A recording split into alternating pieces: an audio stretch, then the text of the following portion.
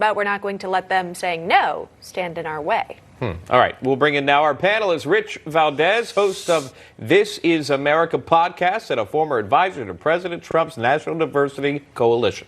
Mark Halperin, political analyst, is joining us as well.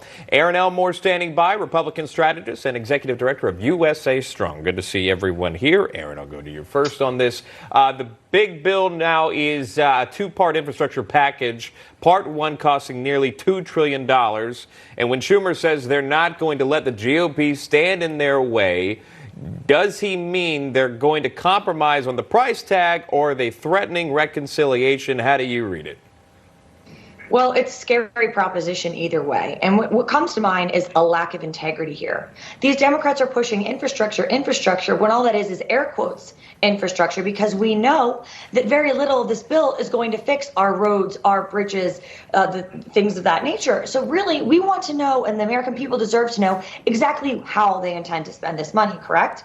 And the American people see infrastructure, they think this is a good idea, but what they have to realize, this is a far left agenda that they're jamming down the throats of the American citizen who are far more moderate. So I think we are headed towards that reconciliation, and this is not certainly the unity that Joe Biden was talking about when he got elected, now is it? Well, taking a closer look at what the Republicans just proposed, again, the majority of the nearly $1 trillion going towards traditional infrastructure, roads, bridges, other major projects. We've got public transit systems taking a good amount. COVID, could that be a commission that would pique interest of both Democrats and Republicans?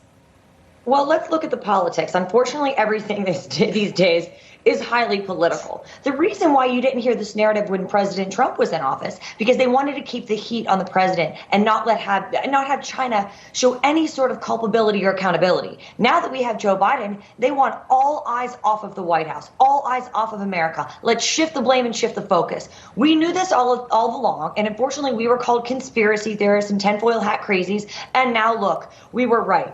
I don't like the narrative that they're saying we're just going to let the World Health Organization sort of rule the roost and control the conversation, because they are the exact agency who just took China on their word when the coronavirus pandemic broke out and cost us millions of lives, I'm sure.